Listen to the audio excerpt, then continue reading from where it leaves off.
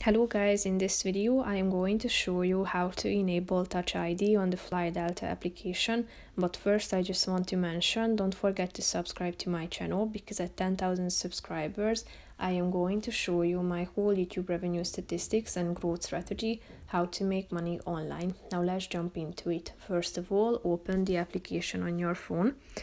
After that, you should tap on the account button down below in the left side corner, then go to the top and slide to the right side until you find the profile section at the top.